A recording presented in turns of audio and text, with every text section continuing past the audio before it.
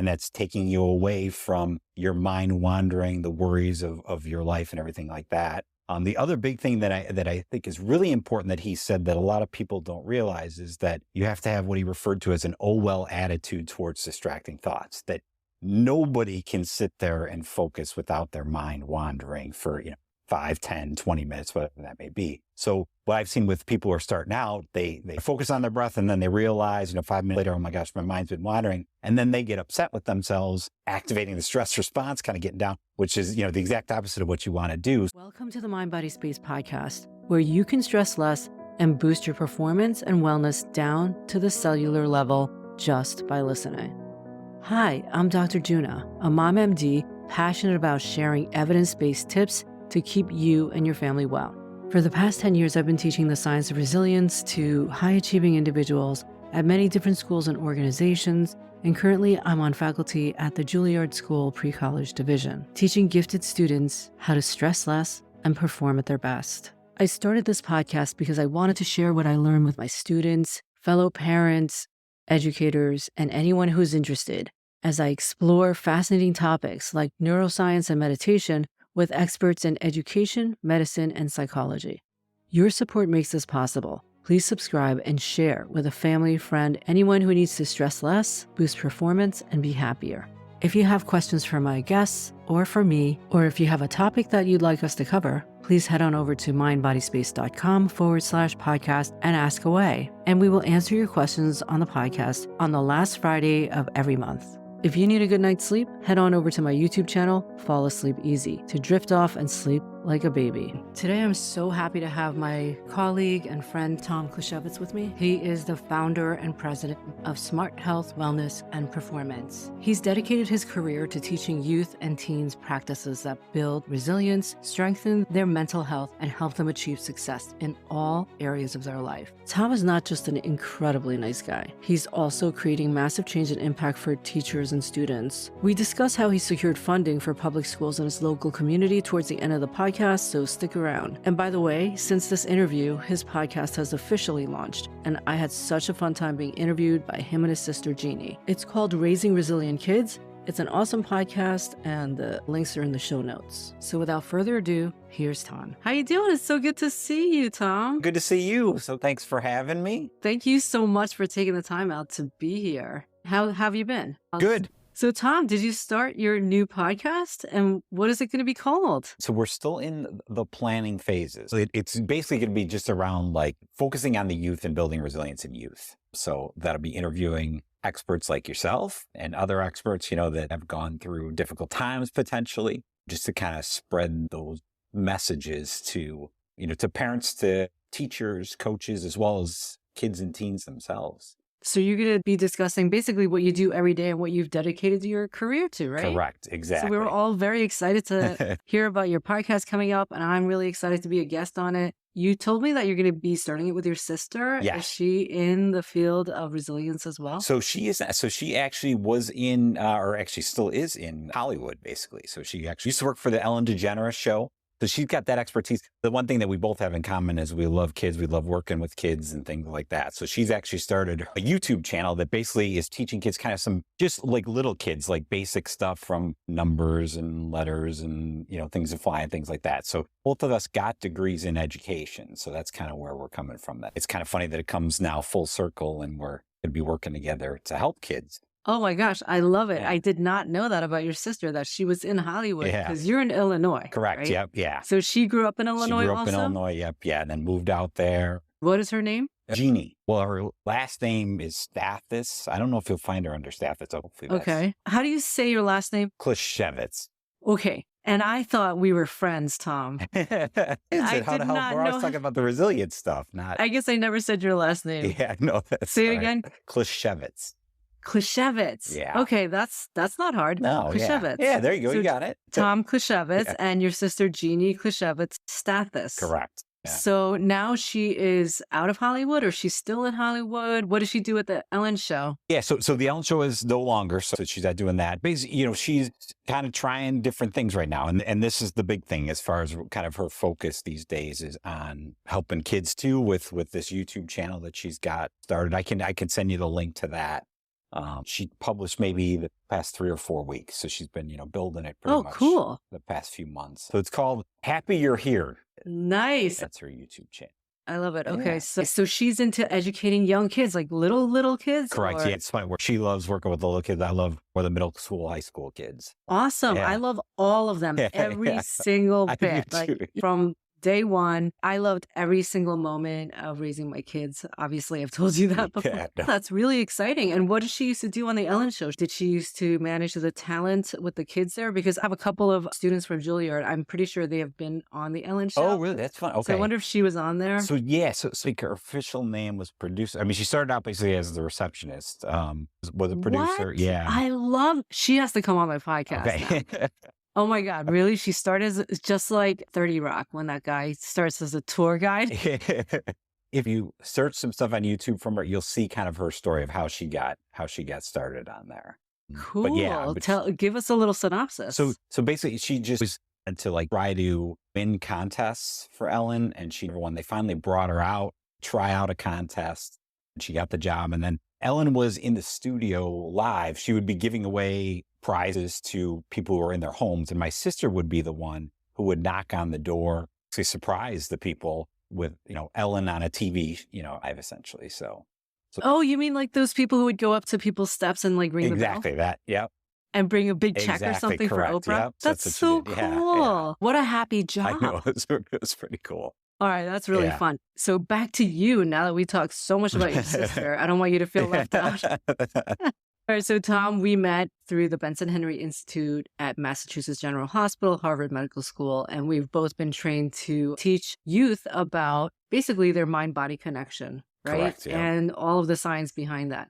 So tell me how you got into this and what made you so attracted to this field? Because I know before you used to work at corporations making educational videos. Yes, exactly. Yep. Did a lot of corporate training. That's kind of how I started up. Actually, when I first started learning about all this mind body stuff when I was in high school, because I loved studying successful people, seeing what made them tick, what were the habits and practices they were doing on a day-to-day basis. Certain things kept coming up over and over and over again. And a lot of it was this mindfulness, this meditation. So I'm in the Chicagoland area. So the Bulls were huge on this. Phil Jackson came in and kind of had, Michael Jordan and Scottie Pippen and Dennis Rodman meditating and things like that.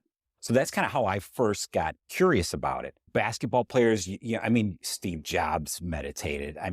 Any performers True. really, if you look at anybody at the peak of their, whether it's business, whether it's sports, all of them are doing some type of a mind body, kind of focusing on the mental training portion of what they do. That's how I kind of first learned about it. And then I started to kind of dig in about it. And then I started to kind of dig into all the research and everything. And, there's thousands of studies out there that show the benefits of all this stuff.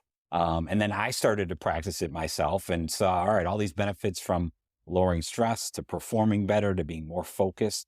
They were all happening in my own life. And that's kind of when I said, all right, I got to find a way that I can tell everybody I possibly know about this and the benefits to it. And that's when I started to kind of search around, because when I was doing this, it was a lot more woo-woo and kind of, wasn't as accepted as it is today. It was probably 15, 20 years ago is when I really kind of started to get into it. And so you just started like reading and researching on your own? Exactly. Reading, research on my own. Yep. Do you remember like what was the turning point? For example, for me, I found Jon Kabat-Zinn's book. And obviously he was one of the people to really bring meditation into the United States culture. I started listening to Jon Kabat-Zinn, who was a big proponent of meditation, mainly mindfulness, but he resonated with me because he was a PhD biologist from MIT. That was his training. So the way he talks, I don't know, something about the way he talks touched me in some ways. And it's funny because I gave it to my sister because I'd lost my mother at that time. She was my sister's mother too. Anyway, so I gave it to my sister, but she did not like his voice. Sorry, John, Dr. Jon Kabat-Zinn. She did not like his voice. For me, it was a lifesaver. And even during the pandemic, he actually had live free meditations like every single day during the pandemic. And I would do it. And I don't know, he's so comforting. So is there any particular ones that you're a fan of?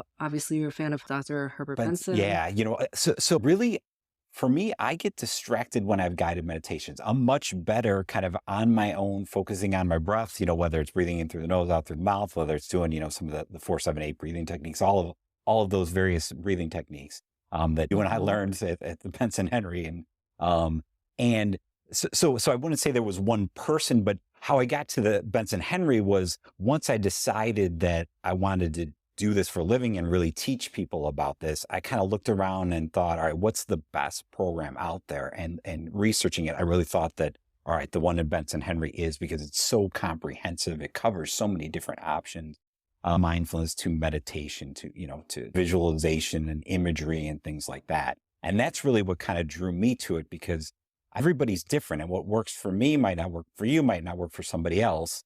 So if we could have a program that offers so many different techniques, trying them all out and then figuring out which one works best for you, and that's the way you can run with it. So that's what I really like to, and I found myself over time, I will get bored sometimes of the breathing techniques, and maybe I'll move to an imagery. And because I have that education through Benson Henry, I have a lot of different tools. When one starts to get boring or it's distracting, I can do something different. That's a great point, because, that was one of the things also, aside obviously from the scientific methods that Dr. Benson and his team promoted. So that was something that was so important to me, because there's so many people out there who will say, oh, this is the only way to do it, or you have to use this method. And Dr. Benson really studied all different people doing different techniques and really describe the physiology of the relaxation response, which can be brought on by many different ways, right? Yeah. So yeah, I love that you brought that up, because it's not one thing fits all, and it's not one thing fits all at different times in your life. Yeah. What were the things that you read or listened to when you started to hear about the athletes? I loved reading autobiographies, and that would kind of send me down a rabbit hole, whatever it was. Jackson and the Bulls would be a good example of that. And Phil Jackson taught his team mindfulness. Correct. Zen and the Art of Winning, Phil Jackson's team leadership. So he won 11 NBA championship rings as a coach, 6 with the Chicago Bulls and 5 with the LA Lakers. Right. He brought that to LA as well. So he had, Kobe and Shaq meditating, all these people you wouldn't imagine. Yeah. Like you said, Scottie Pippen and Michael Jordan. He talked about no ego. He brought in Zen meditation, which is a Japanese Buddhist meditation. And then he also brought in philosophy, and it sounds like Native American cosmology as well. Oh, so learning kind of through Phil Jackson and everything, that kind of led me into different areas. And George Mumford is one who was brought in to kind of teach the Bulls meditation and mindfulness and things like that. So I kind of learned from him. I know he's written at least one book that I've read before. So those were different things. So again, it wasn't one person, but just kept seeing it over and over and over again. And it led me to think, okay, this is be something to this. If there's all these famous people that are doing it, and there's all this science and research behind it, something to it. And that's what convinced me to try it. And then as soon as I tried it and it started, everything that they said was going to happen started happening for me. That's when I was sold on all the relaxation response stuff that we learned through Benson Henry. Going back to George Mumford, for people who might not know about him, he had a story as he was an aspiring basketball player at UMass, and he did study with Jon Kabat-Zinn. Yep, he did. Yeah. So he was a heroin addict, and then he ended up getting clean, and he enrolled in Dr. Jon Kabat-Zinn's mindfulness-based stress reduction program, I guess back in the 90s. Yeah. That's an amazing story in itself. As you were reading these things, what did you start as your personal practice? Like you would sit and focus on your breath, or what did Correct. you do? Sit and focus on my breath was a one. Another one was just prayer. I know Dr. Benson talked about that. Is any kind of repetitive prayer, no matter what type of religion you're in, pretty much all of them have some type of repetitive prayer. And that would help to lead, to that relaxation response as well. Of course. And what kind of religion are you? Catholic. So okay, so Catholics have a lot of Catholic, prayers. the rosary is a big one that is kind of a Yes. repetitive prayer. Yep. Do you have rosary beads? I do. Yeah. It's kind of like those Buddhist beads too. Like that's the same thing. Probably, yeah. It's that repetition. Yeah. Yeah. And I always have to explain everything with a neuroscience bent. But, basically like when you're touching those beads, you're using senses, right? Counting, Yeah. or maybe you're not counting. Do you count? No, so when it's you pray? basically just, your different prayer, whether it's a Hail Mary and Our Father with each of the beads, essentially. So you're holding it and then you go on to the next bead. And so Exactly. you feel it in your fingers, feel it in your somatosensory cortex as you touch these beads. And then you're doing these mantras or prayers, which when you repeat something, you're basically pulling your attention away from self-referential thinking or rumination or just the mind wandering that we do that now it's not something positive. Yeah, the worries about the future, the regrets of the past, they're always in our heads, takes us out of there. Yeah. Absolutely. So you would pray. So prayer would be focusing on my breath, just whatever seemed to be the right thing to do. It could be, an imagery, joyful place imagery, those types of things, just thinking about a place that brought me joy and all the details around that another one. So I just like to try many different techniques. All have seemed to work for me at some point. So I want to go back to 15 years ago when you're starting this. How many minutes a day did you do? When did you do it? How did you do it? And how did you feel after you did it? Like what convinced you that this was actually doing something to your brain? Originally, when I started out, it was probably about, maybe 5-10 minutes. I would do it once a day, and probably towards the end of the day before bed that I would start to do it. Always just felt a lot more relaxed, especially, a stressful day of having young kids and working in the corporate world. There were always a ton of different stresses.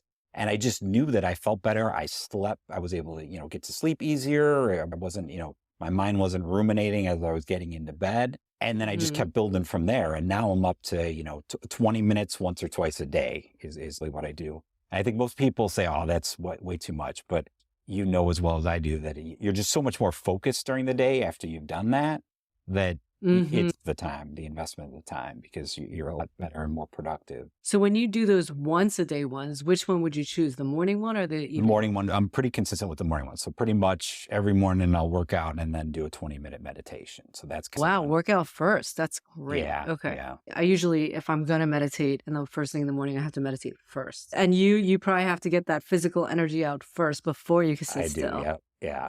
I'm the That's a lot better opposite. for me. So you were talking about kids. How old were your kids when you started meditating? So, my youngest was probably 6 or 8, I think. So I've got 3. I've got much older. So one's out of college, one's in college, and one's in high school. So I've got, you definitely have to older. meditate. Yeah, exactly. With teenagers, we got to meditate. Yeah. Yes. So my daughter, if she would have been 6, my son would have been 3, and actually my youngest would have been a baby at that.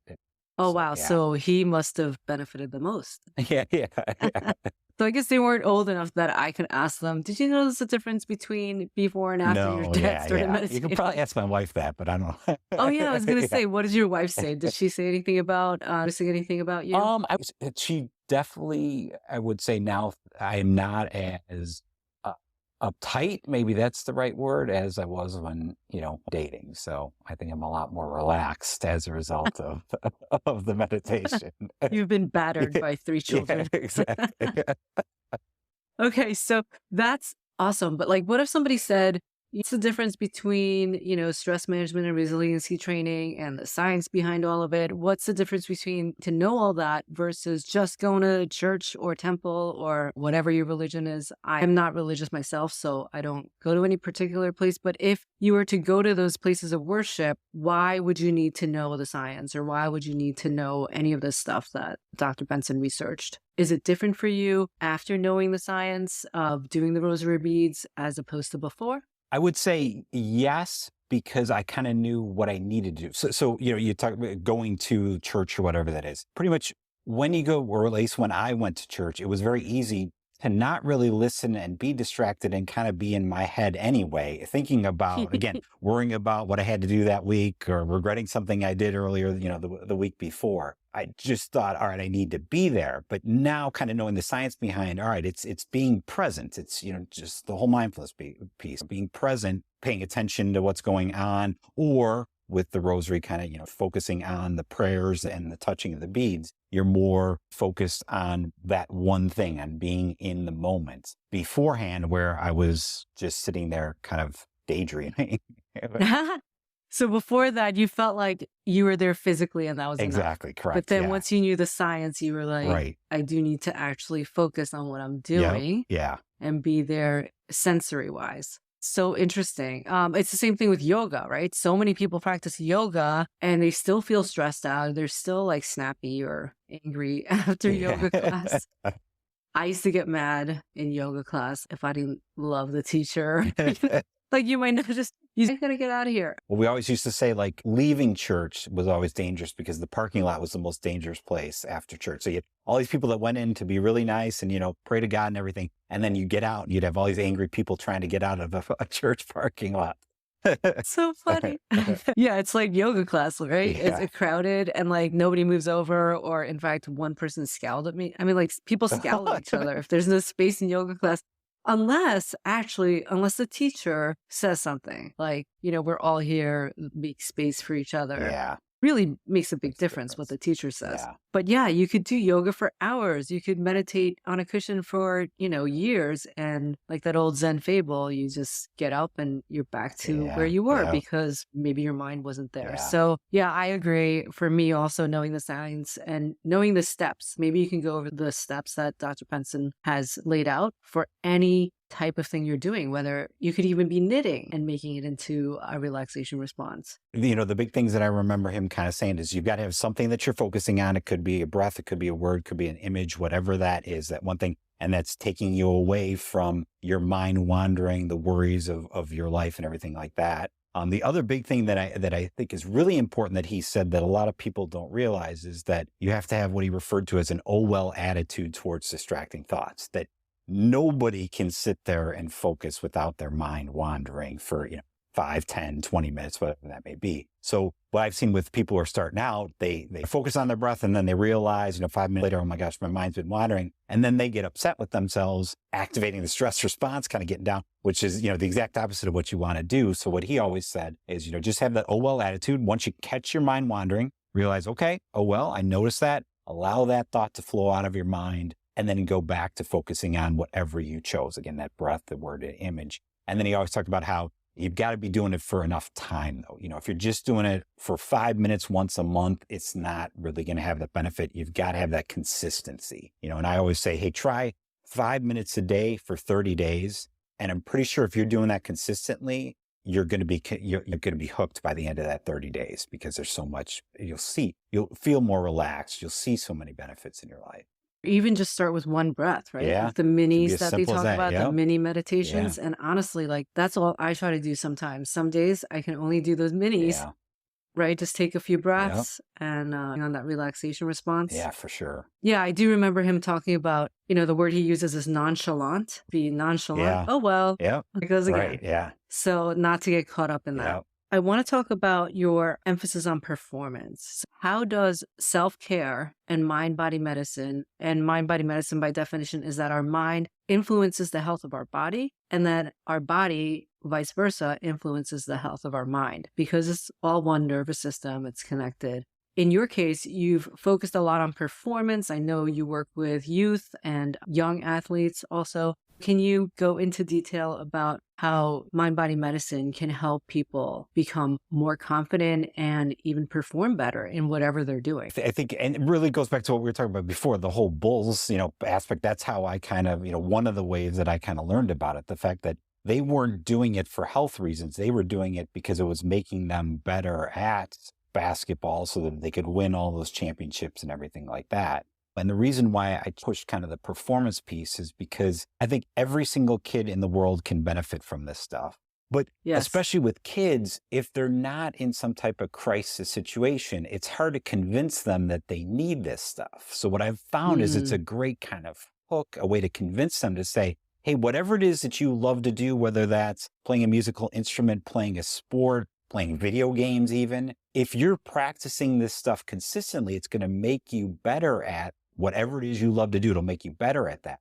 The idea then is to hook them on this so they start to build the practices, build the habits consistently. And then when challenges occur in their lives, they've kind of built that resilience. They kind of can lean on this stuff and they're better prepared to hopefully, get through those issues and maybe even thrive after them. So my whole kind of thing on the performance is more just as a way to convince kids to do it and to do it consistently. Really, my true end goal is to make them the best human, resilient human that they'll be, so that no matter what, most kids are not going to become professional athletes, but all this stuff they're going to be learning in athletics and the mental training will apply into whatever it is they do in the future. I really agree with you that the earlier you start, the better, because of habits, right? Yeah. What do you think about that? I always say, if we can teach kids when they're, in the early grades, whether it's grammar school, middle school, or high school, and they build these habits then, there's no telling what they're going to do in the future. I mean, it's just incredible. And that's the kind of future I want to live in, where we've got all these people, who have great, like you said, emotional intelligence. They've got the ability to focus, that whole kindness and compassion that just comes from practicing this type of stuff. That's a great world to live in if we've got more and more kids who are growing up with that, continuing that through their adult lives. And I mean, obviously we're not going to be perfect, but I mean, at least if we are aware and we are self-aware as much as we can be. Yeah. And then, react with kindness or an apology, right? Yeah. How did it change you as a parent? Because, that's one of my favorite hobbies, being a mom. Yeah, my dad is my favorite job I've ever had, and I'm sure will be as well. Me so I too. agree. We have that in common, for sure. Yeah. I mean, I think it made me more patient. It helped me. Why? Just because I guess I was able to kind of, like I've heard people talk about, kind of you get that little space between what happens to you and then how you react to it. And as you practice this stuff more and more, that space becomes a little bit bigger and a little bit bigger. So you have time to kind of stop, take a breath and say, okay, what do I want in this situation? Where before it was like, all right, I, react negatively, throw, kind of fly off the handle. As I was able to kind of expand that space, it would be, all right, what do I want in this situation? I want my kids to know that I love them. I don't want, to hurt this relationship. So it kind of helped me to react better over time as I practice this stuff more and more. And again, we have missteps, but then at that point, you are self-aware enough to be able to apologize, maybe. Exactly. Or maybe in my case, I love to use the brain and explain what happened in my brain or what happened in their brain. My to react to amygdala me. took over and Yes. And you also know, because you've been studying mind-body medicine in youth, you know about their brain development. So that will help us as parents to understand, like, there's no connection. Right. They're not trying to manipulate you. They're not trying to like pull one over you. There's actually no connection. Yeah, that's a great point. So that really helps with my patients. Yeah, that's a great point. Now, I want to talk about the amazing work you're doing. If you don't mind talking about it a little bit, you just recently got or will be getting a huge grant in Illinois, right? To teach mind-body medicine to kids in public schools. Correct. The amazing work you're doing. If you don't mind talking about it a little bit, you just recently got or will be getting a huge grant in Illinois, right? To teach mind-body medicine to kids in public schools. Correct. We basically worked through our congressman as well as the United Way of Will County. And we were able to get a grant to offer this program to teachers. So it's the Resilient Youth Program through the Benson Henry Institute and everything like that. And what we'll be doing, we've got enough money to actually train over 500 teachers that are in schools in Will County. There'll be elementary, there'll be middle, junior high, as well as high schools, to teach these teachers so that they can then bring these techniques into the schools. And what I love about that is because then once the teacher has this education, they can continue year after year. New students come in. And they're going to reach 25,000 students, right? Correct. Yeah. 25,000 students will be able to. If anybody's a grant writer out there listening to this, please contact us and then we can get this in New York as well. Correct. So this is incredible news. I love it. Thank you so much for all this work you're doing. This is just phenomenal. All right. Thank you so much, Tom. Thank you. Thank you for the work you're doing as well. Since this interview, his podcast has officially launched. It's called Raising Resilient Kids. It's an awesome podcast. You can find the links and more about Tom at smarthwp.com. To get a good night's sleep, head on over to my YouTube channel, Fall Asleep Easy, to drift off and sleep like a baby. Please subscribe and share with a friend, family, anyone who needs to stress less, boost performance, and be happier. And soon enough, you'll be surrounded by Zen people. Until next time, this is Dr. Juna wishing you and your loved ones wellness.